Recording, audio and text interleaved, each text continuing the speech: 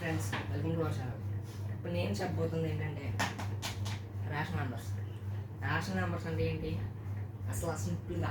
కొంతమంది రేషన్ నెంబర్కి బుర్ర పెట్టుకుని బాబోయ్ నాకు రేషన్ నెంబర్స్ రావు ఫ్రెండ్స్ ఏంటి బాధ అంటే ఏం కాదు. ఇది 8th క్లాస్లో అయితే ఫస్ట్ లెసన్. మీకు సింపుల్ టిప్స్తో ఎక్స్ప్లెయిన్ చేస్తాను. ఈ లెసన్ అయితే చాలా సింపుల్గా ఉంటుంది ఫ్రెండ్స్. చూడండి,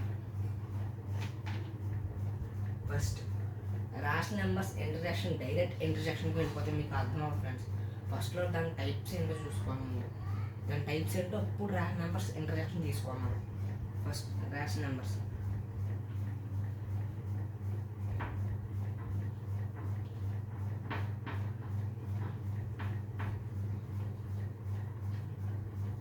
ఫస్ట్ న్యాచురల్ నెంబర్స్ 1 నుంచి స్టార్ట్ అవుతాయి.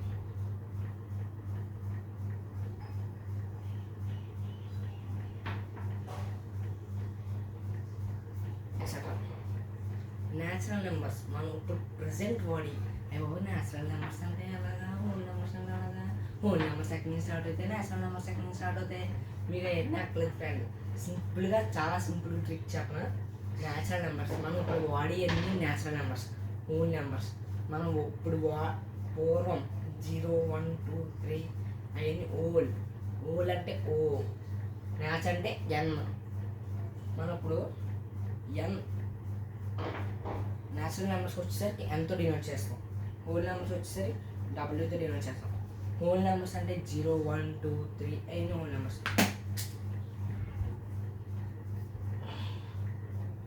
0, 1, 2, 3 ఎక్సెట్రా ఇవన్నీ వచ్చేసి హోల్ నెంబర్స్. తర్వాత మెయిన్ టాపిక్ ఇంటిజర్స్.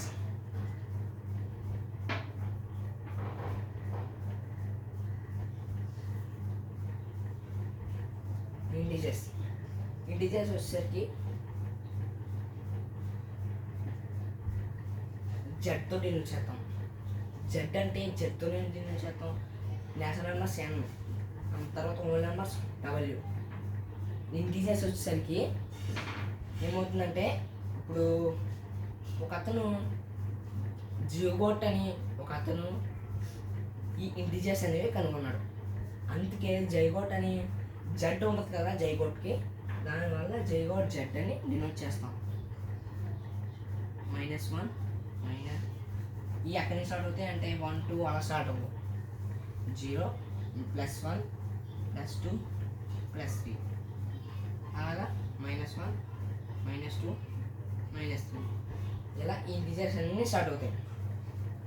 ఇంకోటి ఏంటంటే మనకు వచ్చేసరికి ఇంటిజర్స్ కాదు, రేషనల్ నెంబర్స్.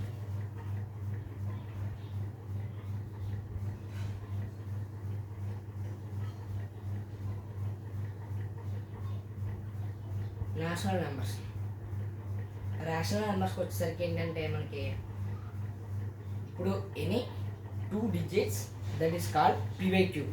మనం p/q ఫామ్ కింద రాసుకోవాలన్నమాట. p/q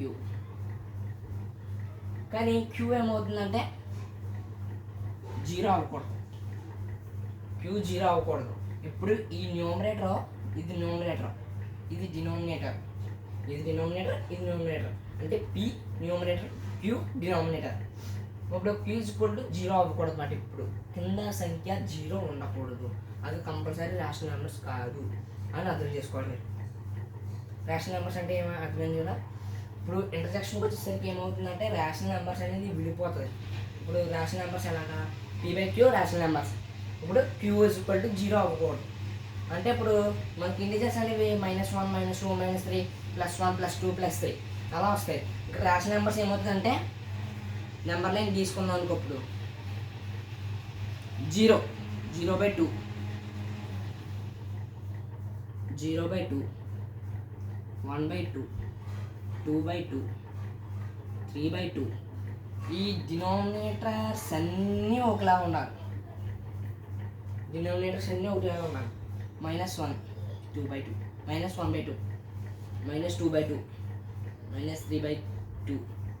-3/3, 3/2. నేను కూడా కన్ఫ్యూజ్ అవుతున్నాను చూసారా. ఇవన్నీ ఒకటేలా ఉన్నాయి, ఇవన్నీ ఒకటేలా ఉన్నాయి. ప్రజెంట్ ఇప్పుడు రాసిన నెంబర్స్ అనేవి అర్థమైంది కదా. ఇప్పుడు అన్నీ కింద వాల్యూస్ అన్నీ లైట్ లాగా ఉండాలి, పైన అన్నీ ఎలా ఉన్నా పర్లేదు. కానీ ఇక్కడ అన్నీ టూసే ఉండాలి. అర్థమైంది కదా ఫ్రెండ్స్ మీకైతే. ఇప్పుడు మనమైతే సమ్స్ దగ్గరికి అయితే వస్తాం.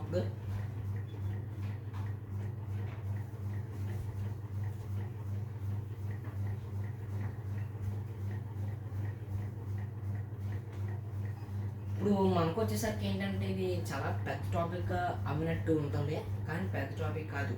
మీకు ఈ ఫుల్ వీడియో కావాల్సినట్టయితే మీరు కామెంట్ బాక్స్లో ఎస్ అని టైప్ చేయండి. దీంతో మీకు ఎక్సర్సైజ్ అనేవి పెడతాను మీకు. ఓకేనా? Thank you.